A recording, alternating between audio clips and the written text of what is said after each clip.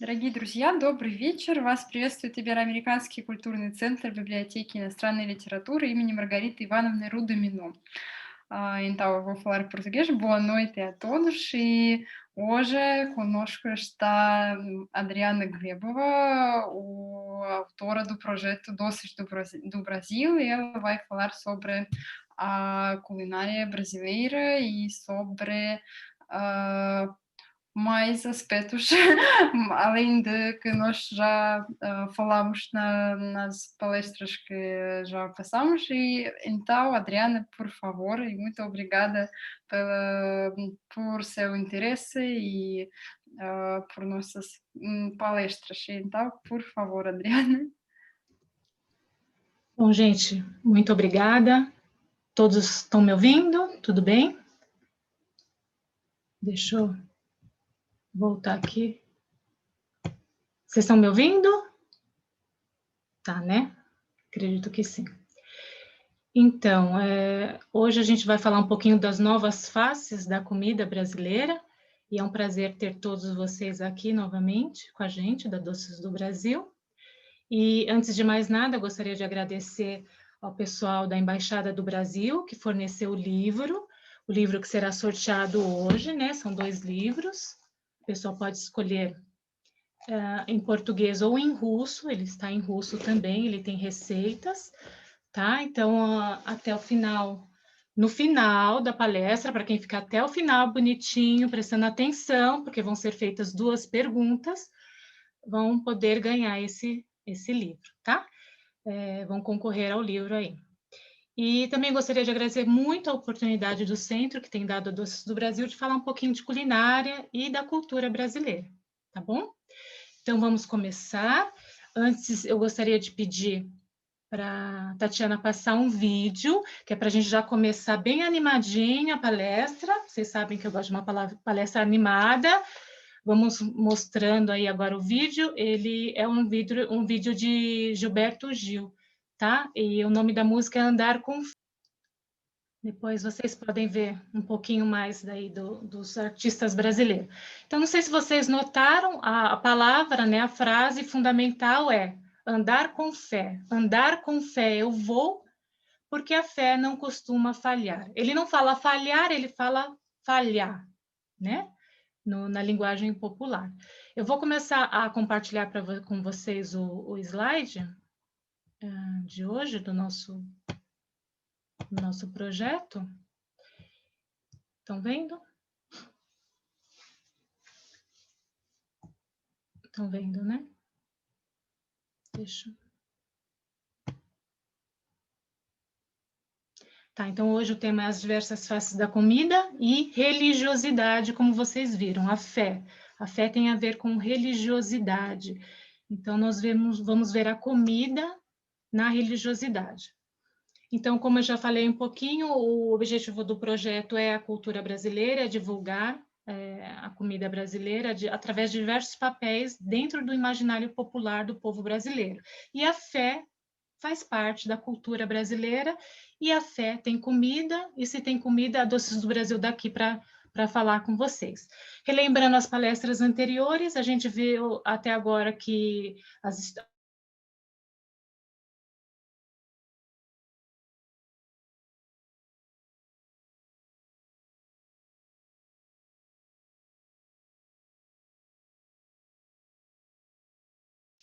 Vieiro disse que o próprio homem ele modifica o sentido do consumo alimentar. O que isso significa? Modificar o sentido do consumo alimentar. Ele dá um significado cultural ao fazer dos rituais de alimentação uma maneira de relacionar-se socialmente. Então, eu vou explicar isso para vocês agora. O feijão. Vamos colocar o feijão. O feijão, ele é um alimento. Se eu comer o feijão, eu vou ficar fortinha, né? Eu vou ter força, né? Mas, quando eu transformo o feijão em feijoada, ele já não é um alimento que vai satisfazer as minhas necessidades físicas de comida. Ele vai estar cheio, repleto de aspectos simbólicos, de significados. Então, o que que é isso? Eu vou chamar, eu como feijão todo dia, mas quando eu chamo meus vizinhos, meus amigos para uma feijoada, está envolvendo muito mais do que simples o comer. Eu estou fazendo um ritual de alimentação. Envolve relacionamentos, isso a gente falou a semana, ou na palestra passada. E aí, aqui tem um outro exemplo, né, que a gente vai falar muito hoje. Por exemplo, o feijão de corda, ou feijão fradinho, ele é uma comida. Mas quando ele é transformado no acarajé, não sei, quem não viu ainda o que é um acarajé, eu vou mostrar.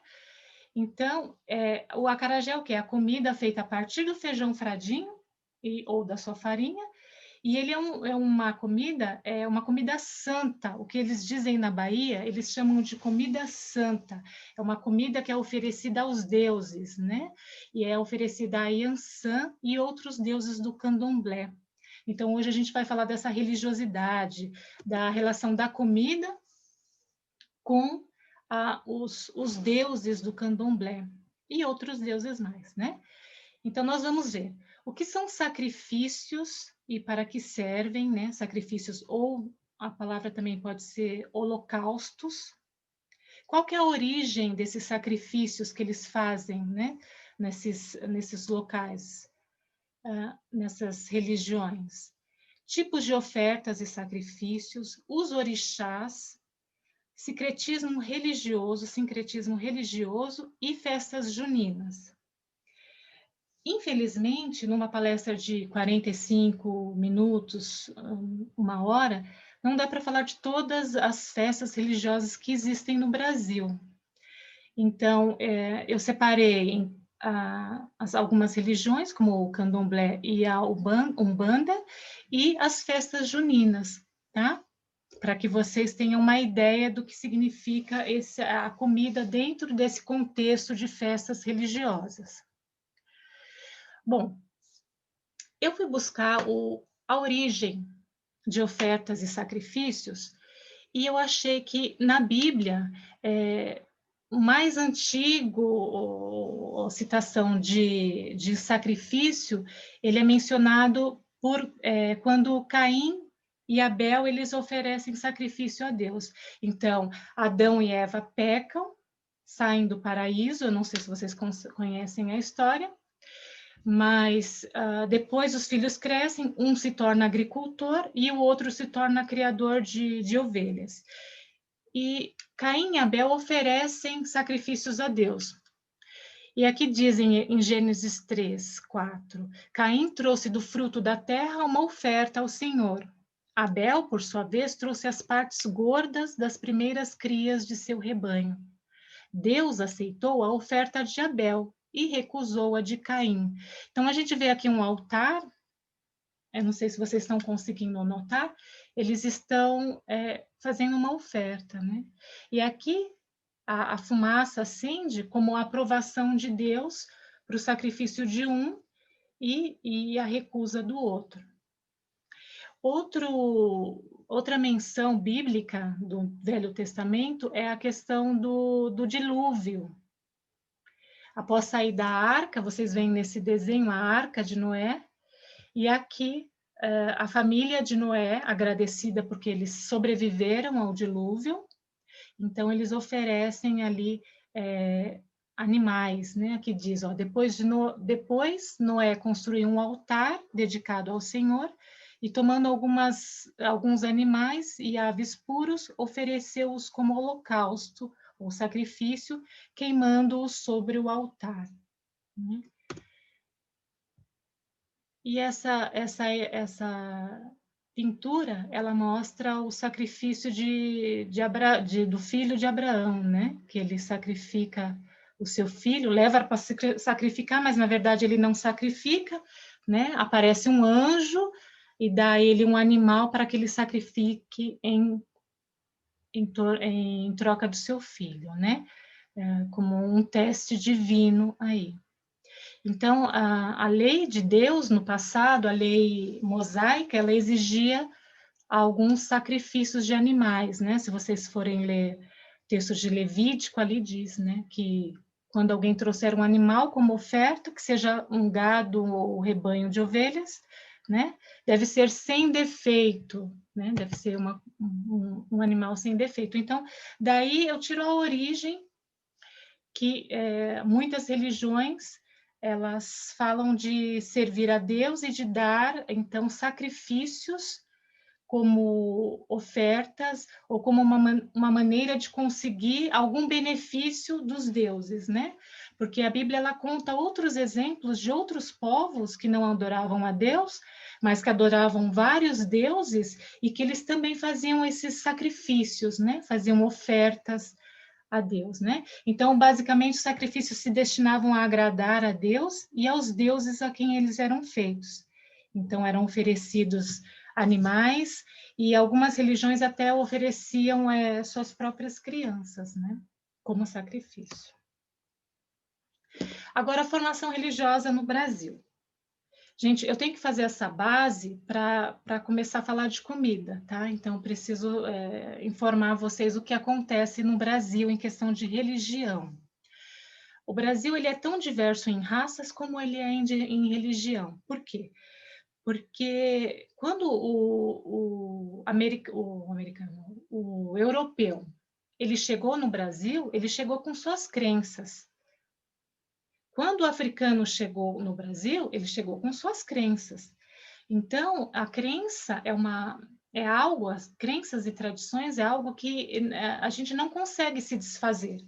Queira você ou não, você vai carregar essas crenças e essa fé e as suas tradições para onde quer que você vá. A não ser que você substitua essas crenças por outras novas. Mas geralmente você acompanha você onde quer que você vá, né? E até a música que nós vimos fala, né? Andar com fé eu vou onde quer que ela me levar, né? Onde ela me levar eu vou. E então a diversidade dos povos resultou também na diversidade religiosa que nós temos no Brasil. Então, chegaram cerca de 3 milhões de africanos escravos. Eles foram provenientes de 11 etnias, então, de várias partes da África, né? E eles compõem o que a gente chama hoje de religião afro-brasileira, né? E a gente vai ver um pouquinho mais à frente, né? Então, cada povo trouxe ao Brasil seus costumes, incluindo hábitos alimentares e religiosos. Então, como que é dividido as principais religiões no Brasil?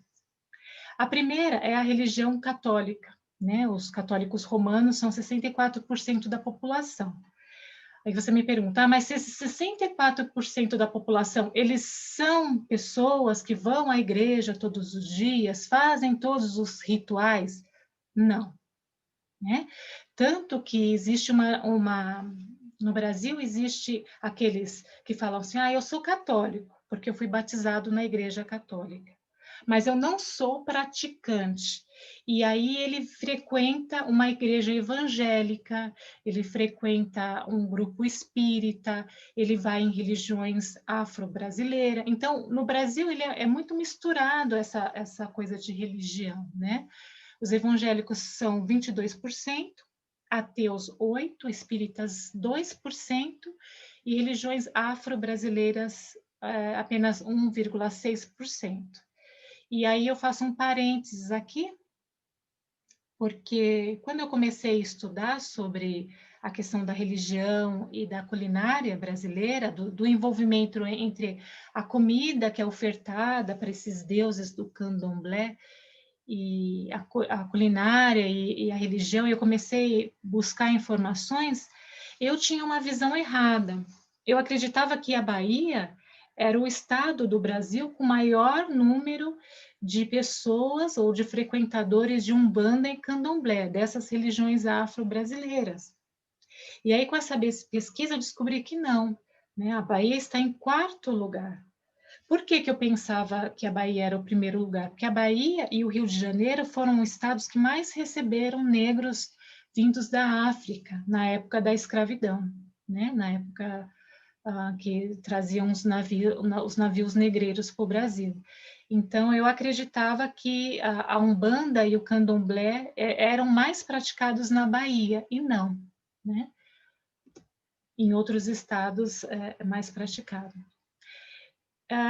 Existem algumas diferenças entre Umbanda e Candomblé. E antes de mais nada, eu gostaria de falar que aqui eu não estou divulgando a religião, porque eu não tenho conhecimento profundo dessas religiões, tá? Então, eu não sou estudiosa profunda dessas religiões. O que eu estudo é a questão da comida dentro dessas religiões. Então, a oferenda que eles fazem do bolinho de acarajé, né? Por que que eles fazem? Então, esse é o meu estudo, não é o estudo da religião em si. Mas faz-se necessário agora a gente fazer uma diferença. Por exemplo, na Umbanda, eles não aceitam sacrifícios de animais. Já no Candomblé, sim, há os sacrifícios de animais, né? Os dois, eles usam vestes brancas, mas no Candomblé as vestes são mais elaboradas. Eu vou mostrar para vocês as vestes deles. Na Umbanda, os orixás, eles são um mistério da vida. Já o Candomblé são deuses da natureza, que é o que a gente vai ver aqui também, né? Então, existem outras diferenças relacionadas às crenças deles, né? Não são a mesma coisa, tá? Inclusive, ressaltando que sobre a questão dos sacrifícios de animais no Candomblé, esses animais, eles não são animais que são comprados na loja. Você não vai lá no Axam e compra uma galinha, né, e faz o seu sacrifício. Não. Esses animais não, eles são criados, né, para ser abatidos, tá? Não dá para comprar no Axam, tá bom? Tem que criar em casa. Então, quem é dessa religião tem que ter uma criação de animais ou ter contato com alguém que tenha, né? Então, vamos lá. O sincronismo religioso, o sincretismo religioso, né? O que seria isso? Quando os africanos eles chegaram no Brasil, aconteceu um catequismo de chicote. Vocês sabem o que é chicote? Né? Chicote. Chicote. Isso, que eles batiam nos negros. Catequismo de chicote seria a imposição de uma religião. Então, eu cheguei da África com as minhas crenças nos orixás, tá. Quando eu chego aqui, eu sou obrigada pelo senhor, daquele senhor da casa, da fazenda, que eu tenho que estudar o catolicismo. O catolicismo é aquele que veio dos jesuítas, a fé cristã imposta, né? Que eu sou pecadora e que eu preciso ser obediente, assim.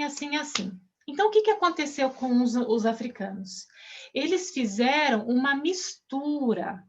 Como eles trouxeram o dendê, o óleo de dendê, e fizeram uma mistura com as coisas, a comida brasileira que já existia, a mesma aconteceu na religião. Eles tinham seus espíritos guerreiros de suas crenças, e eles, junto com as crenças católicas, fizeram esse sincronismo. Então, o que acontece é que o Santo Antônio da Igreja Católica virou o Exu, o orixá mensageiro.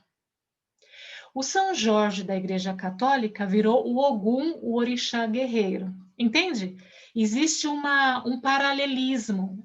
paralelo, né? Um paralelismo entre as duas, né? Por exemplo, eu tenho a orixá das chuvas, Ievá. Ela tem um paralelo com a Nossa Senhora das Neves, né? Xangô tem um paralelo com Santo Antônio e São Pedro. Entende? Então, eles pegaram aqueles orixás dele e uniram as crenças religiosas. Então, tanto os católicos quanto as religiões africanas acreditam em santos e orixás. E eles acreditam que esses santos e orixás são intercessores entre Deus e o homem. Então, eles oferecem presentes, né, aos santos, aos orixás, para se manter uma relação vertical, tá? Então, os deuses negros, né? Daí a gente já entra nos orixás, né? Então, diferente dos deuses ou dos santos católicos, os santos católicos são santos, né? São sem defeitos, são perfeitos, né? Já os deuses negros, não. Eles têm uma ligação forte com o indivíduo, eles são imperfeitos e eles possuem qualidades e defeitos. Só que eles têm uma questão, eles cobram. A questão aqui é cobrar, eles cobram de seus devotos obrigações e oferendas.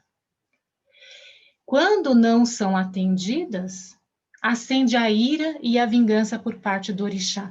Então, as pessoas que são pertencentes a essas religiões, né, ao candomblé, por exemplo, eles têm obrigações religiosas, eles devem apresentar esses sacrifícios. Não é uma questão, eu vou ou não vou, é uma questão de obrigação, porque senão os deuses, eles se vingam deles, a vingança, né?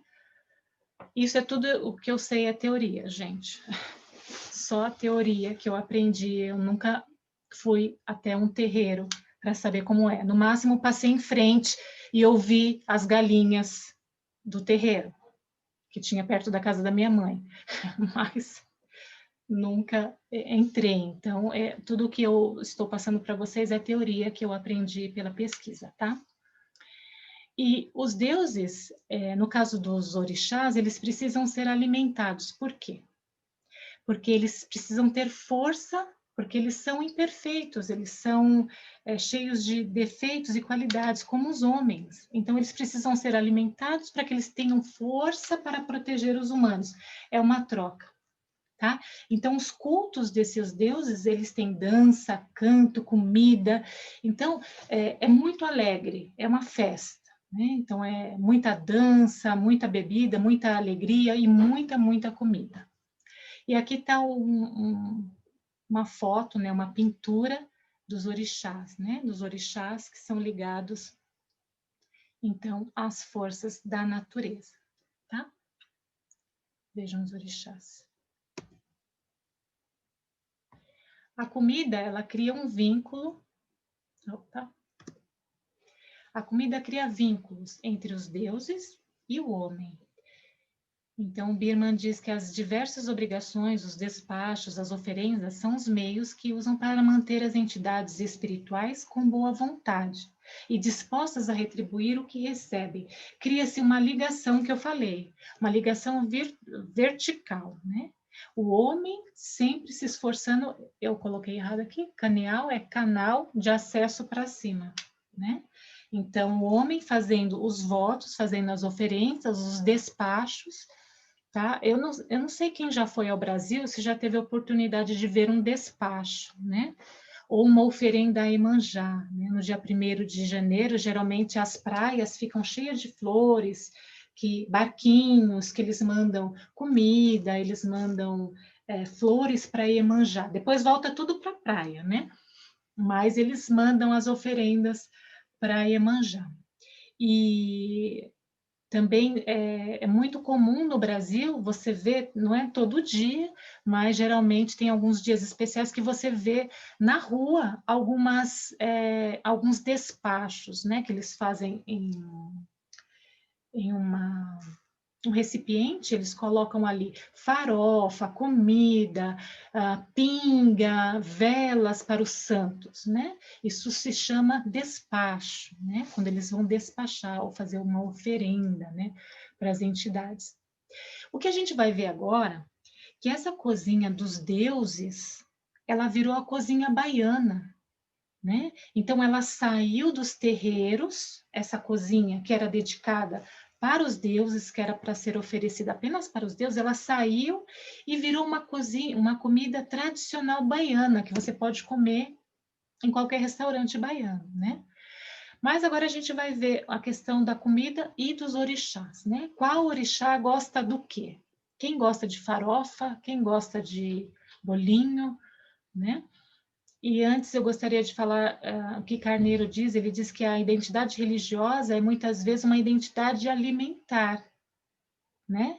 Por exemplo, você conhece um judeu ou um muçulmano quando ele tem as regras, né? Não come carne de porco, né? Se uma pessoa fala para você, eu não como carne de porco, aí você pergunta para ele, você é vegetariano? Não, não sou vegetariano. Então você é muçulmano ou você é judeu? Né? Por quê? Porque a questão da comida geralmente é relacionada a alguma regra religiosa, né? O hinduísta, por exemplo, ele é vegetariano. Agora, o cristianismo, ele tem uma principal cerimônia, é a questão do pão e do vinho. Então, nós vemos também no cristianismo essa questão da comida e religiosidade, tá? Então, vamos lá. Gastronomia dos terreiros. O que é gastronomia, né? Gastronomia é a arte da comida, né? Então, vamos ver algumas comidas que são oferecidas. Tem o abará, abalá, abarém. Veja os nomes. Note a questão do nome, a origem do nome. Abarém, acaçá, acarajé.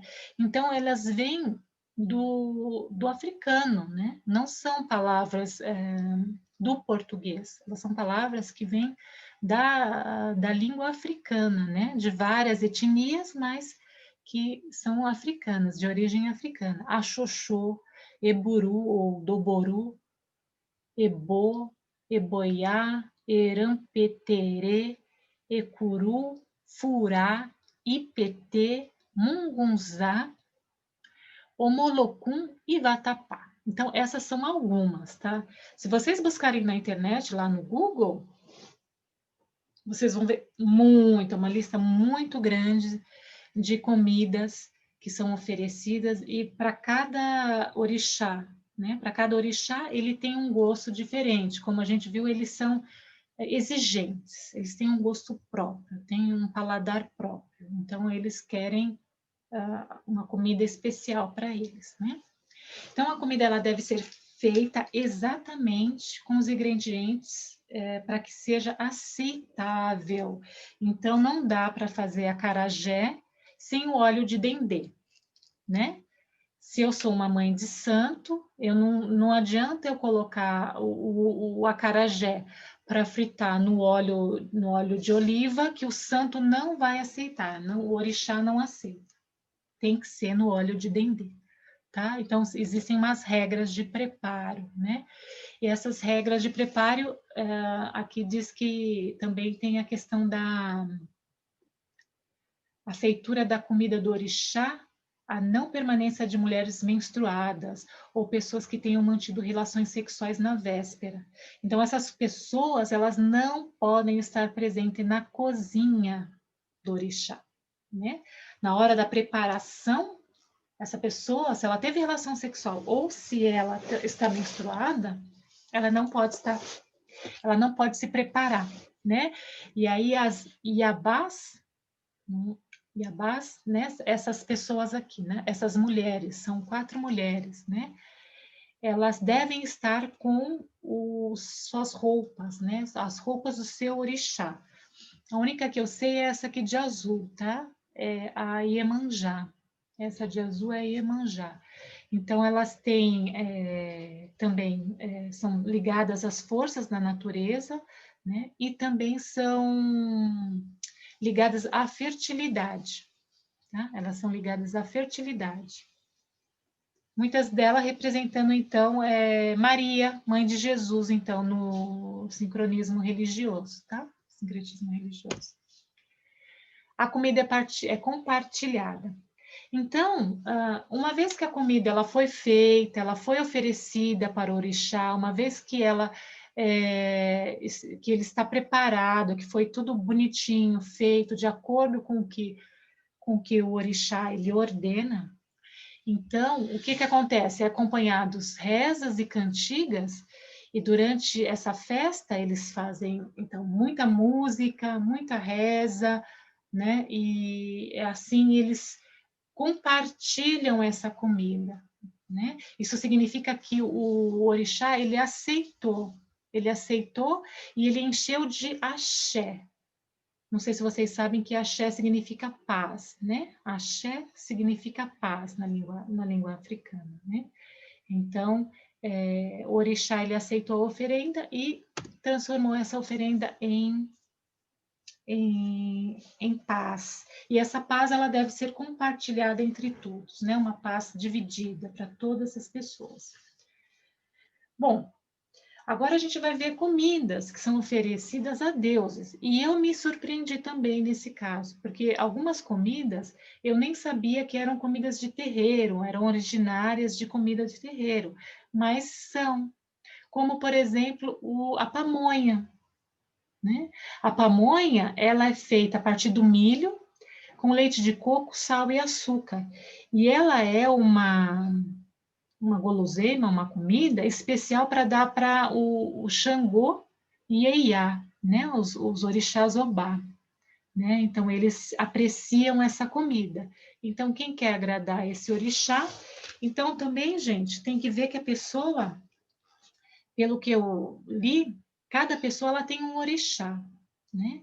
E ela vai descobrir esse orixá, ela vai lá no candomblé ou no centro de Umbanda, e lá tem um ritual onde eles descobrem qual é o orixá de cada pessoa. E aí essa pessoa, tendo o seu orixá, ela vai agradar o seu orixá, como um anjo da guarda. Na religião católica ou na ortodoxa, geralmente eles falam que cada pessoa nasce num dia, e esse dia é o dia de um santo, e esse santo se torna o guardião dessa pessoa, né? O cuidador dessa pessoa. Então, cada pessoa tem um orixá e ela vai agradar esse seu orixá, né? Abarém, o abarém é essa foto aqui, né? Um milho vermelho, deixa eu voltar lá, moído e temperado com azeite de dendê e mel. Então, ele é apreciado pelo Oxum, né? Eu não vou entrar em quem é Oxum, quem ele é o deus do fogo, o deus do trovão, o deus, tá? Porque aí já ficaria muito estendida a nossa palestra. Mas é para mostrar para vocês que dentro da religião existem comidas que eram dedicadas a deuses, mas que se tornaram popular na mesa do brasileiro. Tá? Antes eram consideradas comida de santo, e hoje elas estão presentes na comida brasileira, né? Acarajé, acara, bola de fogo, jé, comida, né? Então, o acarajé, eu espero que vocês tenham experimentado, que eu gostei, é uma delícia. E ele é feito de o feijão, não. Feijão frade, sal, cebola, óleo de dendê para fritar. E os principais, né, os orixás que aceitam essa oferta, Xangô, Oxum e Yansan. Essa receita, ela não pode ser modificada, tá? E diz que não pode ser preparada por outra pessoa, somente pelos filhos de santo. Então, somente por filhos de santo é que essa receita pode ser preparada, e o primeiro acarajé é sempre oferecido a Exu, pela primazia que tem no candomblé. Então, se vocês já tiveram eu vou voltar lá no começo para vocês verem o que eu estou falando de referente às baianas. Deixa eu voltar aqui só um pouquinho na nossa... As baianas, elas têm um tabuleiro, né? Esse tabuleiro, elas carregam com elas, eu vou falar um pouquinho mais depois sobre as baianas e seus tabuleiros. Mas nessa foto aqui do começo, essa pintura, ela mostra as baianas fazendo o acarajé, né? Então, o que a gente pode notar? Primeiro que elas têm umas roupas características, elas vestem de branco, né? Elas têm colares, esses colares identificam os orixás, né? Ou seja, os santos protetores delas, né? Os seus orixás. Aqui a gente vê o camarão seco, né? Vê elas fritando no óleo de dendê, o bolinho de fogo, tá? Então, a baiana, ela é característica de Salvador, né? A mulher do tabuleiro. Então, ela carrega esse tabuleiro para onde ela vai e vende. E ela não vende só o bolinho do acarajé, não. Ela vende outras coisas, outras comidas de santo, né? Comidas que elas fizeram e que elas prepararam seguindo as normas dos orixás, tá? Então, o processo de produção é um processo cultural, ele é religioso, mas ele é cultural, porque ele acompanha as baianas já há muito tempo, até antes de elas serem libertas, né, das escravas serem libertas aí por seus senhores lá naquela época, tá? Aqui o abadô e o ebu, que o abadô é a farinha de milho, que a gente conhece, ou de amendoim, torrado, a farinha de mandioca, o sal, e é conhecido como fubá, né? E é muito usado. A gente faz cuscuz de fubá, a gente faz muita comida com fubá no Brasil. E também foi uma novidade para mim saber que tinha uma comida que era oferecida para os deuses do candomblé, que é chamada de abadô, que é nosso fubá. Ebô, não sei se vocês viram, aqui na Rússia eu nunca vi o milho branco. Não sei se vocês viram. Esse milho branco, ele é usado para fazer o munguzá, peraí, né? Ele é usado para fazer o ebô, né? Que é esse milho branco só ralado, sem nada, sem sal. Eles ralam e colocam o milho desse jeito e oferecem, tá? E temos a farofa. A farofa a gente gosta muito, no Brasil a gente come com tudo, com feijão, a gente come a farofa com churrasco. Vocês vão ver, eu vou passar um vídeo, até esqueci de, Tatiana, tem um outro vídeo curtinho de uma russa no Brasil, e ela come o churrasco com farinha de mandioca, e ela fica surpresa de colocar a carne e passar na farinha. E isso é muito comum no Brasil. Nas festinhas eles colocam a farinha e a gente passa a carne na farofa, né? Na farofa de mandioca. E aí também uma nova descoberta que foi a farofa de cachaça. Eles fazem a farofa de cachaça para rituais de limpeza do corpo. Aqui a gente vê um ritual em que eles estão fazendo uma oferenda, vocês estão vendo os orixás, né? Parece que são as filhas, né? Aquelas que eu mostrei antes. E aqui tem a farofa no meio, vendo? Eles colocam a farofa, colocam outras coisas, a cachaça, colocam velas. Cada orixá tem uma cor de vela, tá? E a composição dessa farofa, ela depende do objetivo. Então, eu coloquei só 5 farofas aqui, mas são muitas, né? E cada farofa para um deus diferente. Por exemplo, essa farofa com mel é de Oxum. Oxum gosta de mel, né? Então, a comida dele tem mel. E farofa de cachaça é para fazer rituais de limpeza do corpo, para Exu. Bom, agora uma parte muito interessante é a questão das baianas do acarajé. Elas se tornaram patrimônio cultural brasileiro. E agora, no próximo dia 25 de novembro, é Dia Nacional da Baiana de Acarajé. Por que elas se tornaram um patrimônio cultural brasileiro? Porque quando você vai à Bahia, você já foi à Bahia, nego? Não foi? Então vá. Como diz Dorival Caymmi, não foi à Bahia? Então vá, porque a Bahia é tudo de bom, né? A Bahia, ela tem muita coisa, assim, muita cultura nas ruas, é um povo muito alegre, muita dança, capoeira, né? Um povo muito criativo e muito alegre. E na Bahia você vê em cada ponto o acarajé, né? E por que ele se tornou patrimônio cultural do Brasil? Eu vou ler para vocês um trecho desse livro que vai ser sorteado, tá? Aqui na página 119 diz assim: as baianas sofrem cada vez mais com a concorrência da venda do acarajé em bares, supermercados e restaurantes, que divulgam o bolinho como fast food. Essa apropriação do acarajé contraria o universo cultural original e a sua venda como bolinho de Jesus pelos adeptos de religiões evangélicas que postam bíblias em seus tabuleiros tem causado polêmica.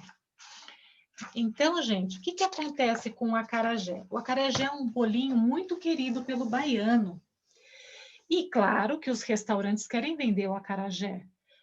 Os restaurantes, as padarias, e até mesmo outras religiões tentam vender o acarajé como bolinho de Jesus, religiões protestantes. Então, isso tem causado muita polêmica na Bahia, porque a questão do bolinho de acarajé é uma questão que vem muito lá antes, vem desde o tempo das escravas de ganho. Então, existe uma história por trás desses bolinhos, não só porque eles são bolinhos considerados sagrados, uma comida santa, e que tem um padrão de preparação, existe um ritual para se preparar esse bolinho, mas a questão é que ele é uma tradição das baianas, lá das escravas de ganho. O que eram as escravas de ganho aqui pintada? Né, nesse desenho, nessa pintura.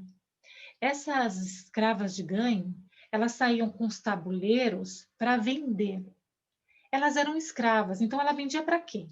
Ela vendia para a senhora dela, né? Então, senhoras que estavam falidas, damas da corte que estavam sem dinheiro, faziam as escravas fazer seus bolinhos, colocava o tabuleiro e saía vendendo para as pessoas os seus tabuleiros. Então, essas escravas de ganho, escravas que vendiam bolinhos para os seus donos, então é daí que começou essa questão das baianas, né? Das baianas de acarajé. Né? Então, esse livro tem tem um texto muito interessante contando toda essa história das baianas de acarajé, que elas precisam estar com essa roupa, elas não podem estar sem essa roupa para vender o acarajé.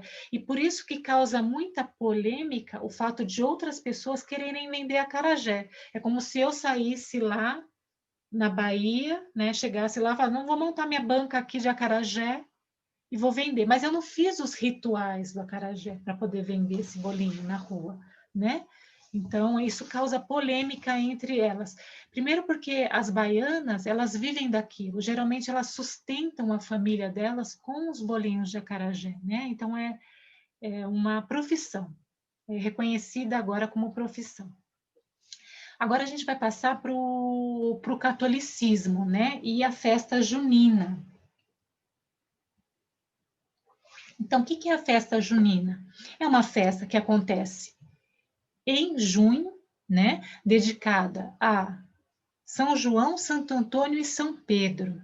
São 3 santos da Igreja Católica, né? Que tem os seus dias em junho. Se vocês estão notando as 2 figuras que tem, são figuras, você vê aqui, são adultos dançando, né? Embora no Brasil as crianças a festa junina ela é muito popular no Brasil. Então, chega junho, todas as escolas de infantil, de crianças, de adultos, todo lugar você vai ver festa junina, nas igrejas, nos bairros, né? É uma festa muito popular.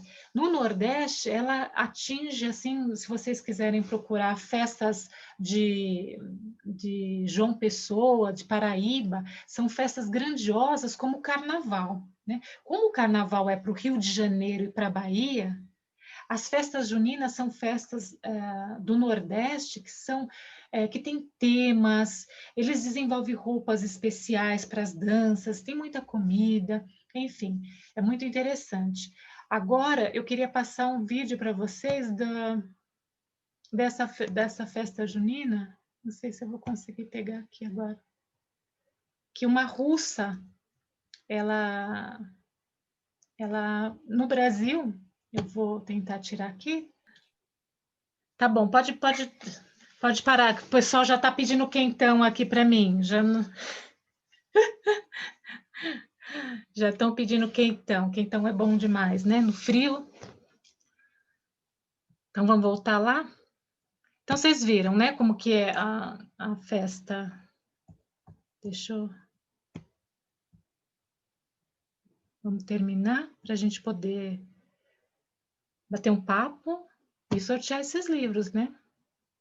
Quem quer o livro? Com receitas. Com receitas brasileiras. Então, a gente viu aí a russa, depois a gente discute um pouquinho sobre o pensamento dela. Quem já foi pode falar a sua opinião sobre as festas juninas, né?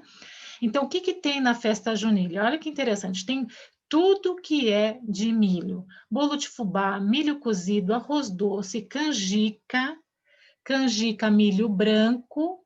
Aí eu coloquei um asterisco aqui, a gente vai aqui na parte de baixo. Na parte centro-oeste e sul, atenção, a canjica é feita a partir do milho branco. No entanto, no Nordeste é feita com milho amarelo. O mungunzá é feito com milho branco.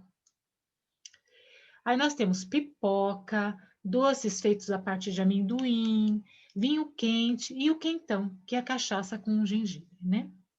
Quente. E aí, para terminar, né, tem um trecho de Jorge Amado, né, que não sei quem teve a oportunidade de ler esse livro, ele descreve muito bem a Bahia, né? E ele fala dessa época de festa junina no Nordeste brasileiro. Vamos ler. O São João é para nós, baianos, o que é o Natal para os povos porto-europeus. Porém, junho não é apenas o mês de São João, é também o de Santo Antônio, patrono das moças casadoiras, e de São Pedro, padroeiro das viúvas. Viúva é o sexo mais perigoso que existe, explicou-me certa vez um negro. Junho é o mês do milho, é ele que domina todas as comemorações de santos padroeiros. De mistura com as fogueiras e os balões, o milho está presente durante todo o mês. Milho nas canjicas, dos mungunzás, dos manuês, dos alcaçás, milho assado nas fogueiras, pipocas, milho cozido com café, pamonhas e bolos, doces envolvidos na malha crespa do milho. Então, aí nosso querido Jorge Amado falando sobre junho. E agora, interessante, né? Que olha só, na Igreja Católica nós vemos essa festa de junho, cheia de milho, e nós vemos também lá nos orixás como eles gostam de milho. Vocês conseguem fazer um paralelo? Ver que existe uma relação. Os santos, lá, Santo Antônio, São João, gostam de milho, gostam de, né, dessas oferendas. E os orixás também, né? Finalizando, comida para comer, para ingerir energia, para comunicar, para unir e fortalecer laços entre homens, deuses e ancestrais. Comidas para festejar, lembrar, marcar, expressar características de indivíduos e grupos. Então, a comida, ela é muito mais do que só comer, né, gente? Então, vamos comer junto, na mesa, com a nossa família, né? Aproveitar os momentos para festejar e para se unir, né? Para fortalecer laços, né? Então, esse é o incentivo que fica para vocês, para que na sua família, na sua vida, vocês fortaleçam muitos laços através da comida. No livro sobre Dona Flor, vamos ver aqui que ela fala, a Dina fala. No livro sobre Dona Flor, ela escreveu bastante sobre a culinária baiana, isso mesmo. Nós fizemos até um evento que o pessoal do Black to Black, eles fizeram, não foi o Black to Black, foi não, agora eu não me lembro o nome. Eles fizeram uma retrospectiva da Dona Flor e nós levamos comida brasileira, quindim, as comidas que ela fala no livro, né, sobre o Brasil, comidas brasileiras para o pessoal experimentarem no momento que eles estavam fazendo a performance lá com os tambores. O que mais, gente? Vamos fazer as perguntas? Posso fazer? Todos preparados? Quem falar, fiquem com os dedinhos no chat. O livro vai ser lá no centro, o pessoal do Centro Cultural que vai mandar entregar para vocês, tá? com a mão no chat. Primeira pergunta. Qual o tema das 4 palestras dadas até agora? Primeira, segunda, terceira e quarta. Do que falou? Não precisa certinho o nome, mas do que falaram as 4 palestras, contando com essa de hoje.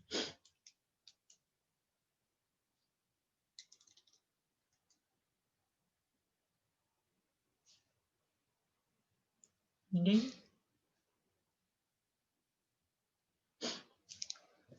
Vou contar.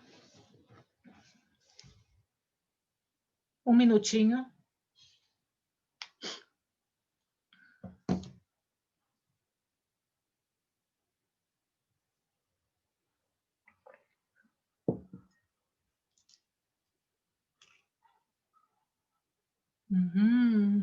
Nada? Tá. Helena disse: índios, chegados europeus, comida e comida. Tá, primeira. Segunda, não sei. Terceira, culinária e saudade, religião e comida. Ah, você gosta de churrasco? Ai, Anastácia, eu gosto de churrasco, mas só quando eu tô lá no Brasil. Aqui eu não gosto da carne, não sei por quê. Mas no Brasil eu gosto mais, acho que no Brasil tem mais. Bom, a Helena foi a única que escreveu, mas qual foi a segunda? Foi a questão da... Ninguém lembra?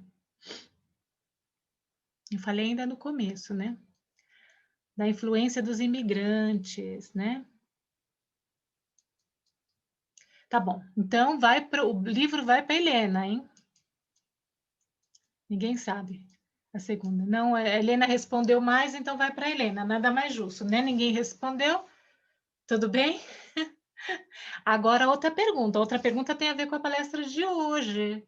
Quem prestou atenção, eu ainda reforcei. Eu quero saber qual a diferença entre mungunzá e canjica, a canjica da região sul.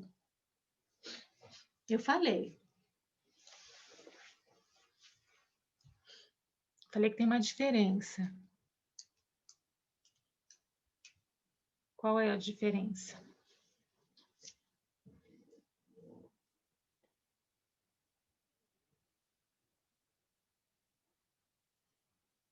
Agora Helena tem que passar os dados daqui a pouco para a Tatiana do Centro Cultural.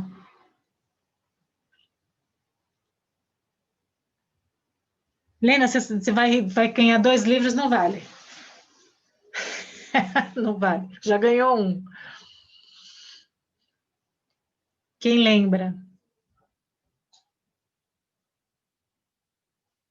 Ninguém lembra do questão do munguzá? Deixa eu ver outra, então vou ver outra pergunta aqui. Como chama o bolinho, o principal produto do tabuleiro da Baiana? Como chama o principal produto do tabuleiro da Baiana? Acarajé, a Dina. Então já tem aí os 2 livros, tá? Vocês escolham qual que vocês querem, em russo ou em português, tá? Mas precisam me dizer para que eu possa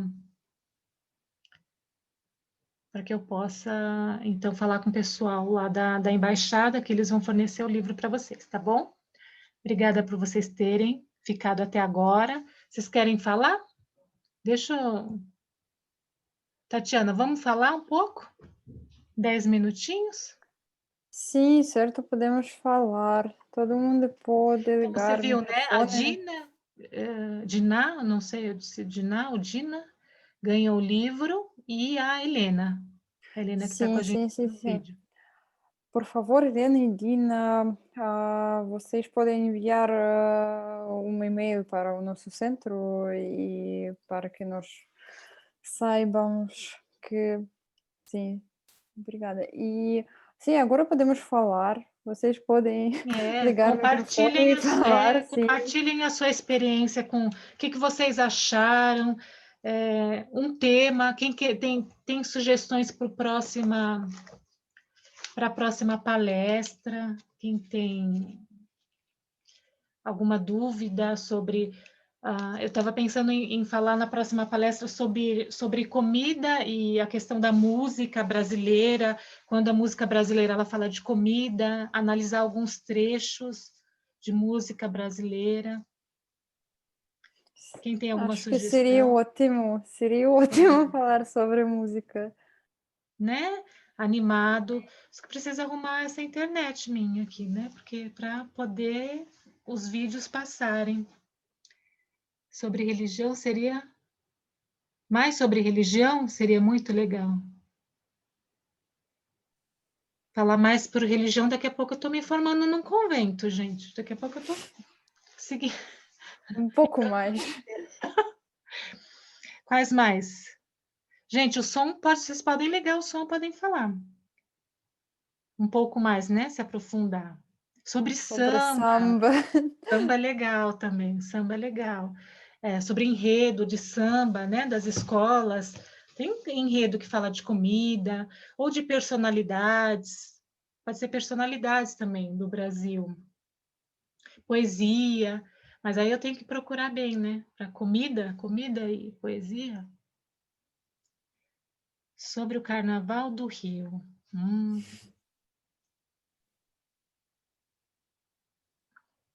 Axé. Axé significa paz, hein, gente? Quando falam muito axé para você, axé é paz. Significa paz. A Dina gosta da questão do axé. O que mais? Helena, sugestões? Você que já morou no Brasil. Compartilha o que você viu lá para gente. O que você viu lá no Brasil sobre as questões das festas juninas. Gente, comento, gostaria de que vocês comentassem a questão da menina que estava lá na festa junina, lá com o padre. O que vocês acharam do estranhamento dela com as comidas e tal? Tradições de Natal. Sim, acho que seria interessante sobre Natal, porque Muito obrigada, um Helena. pouco. O Natal é diferente, né, daqui. Sim, sim. Novelas também é interessante. Mas mas aí vocês colocam muito amplo, gente. Novelas brasileiras, o quê? Tem assuntos psicológicos, por exemplo, Telenovelas. personagens que marcaram, por exemplo, aqui ficou muito famosa aquela Clone, né? Eu assisti aqui na Rússia o Clone. Teve uma novela que tinha uma psicopata que fez um sucesso também tremendo no Brasil. Tinha a Avenida Brasil, né? Muito legal, né? Agora eu não sei como... Saudades de festa junina. A Helena gostava da festa junina. O que é pinha? Pinha. Sabe, araucária? Vocês já ouviram falar da árvore araucária? Ela dá essa pinha. E no sul é muito comum, e nas festas juninas, a gente cozinhar essa pinha só com sal. Gente, sem sal ela não tem gosto de nada. Na verdade, nem com sal ela tem gosto de nada. Mas é que a gente se acostumou a comer, né? A pinha, esse pinhão. Procura árvore araucária. Eu vou escrever araucária. Essa árvore é que dá essa pinha. Araucária. É uma árvore muito bonita do sul do país. E ela dá essas pinhas, como as árvores daqui dão, né? É o tipo de noz, né? Noz que a gente cozinha na panela de pressão. Uhum. Eu nunca cozinhei em casa, eu só comi em festas mesmo. Mas cozinhar eu nunca cozinhei. Minha mãe cozinhava, mas eu aqui nunca cozinhei. E você gosta, Helena? Pinha? Mais ou menos? O que mais, gente? O que mais sobre o que ela... Farinha. Vocês passariam no churrasco? Farinha de mandioca no shashlik?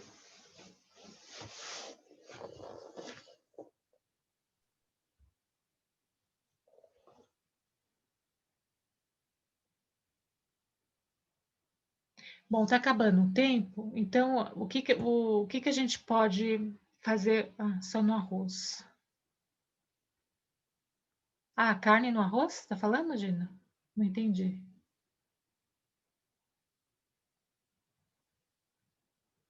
Ah,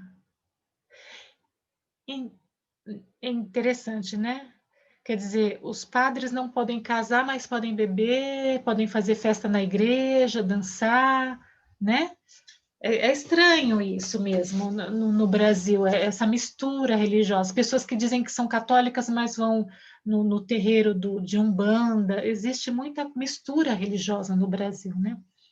Muitas praias, farofa. Ah, farofa com arroz, sim. Aqui a gente faz farofa, já falei para vocês, né? Que a gente faz farofa com a mana e a caixa, que farinha de mandioca não encontra, é muito caro.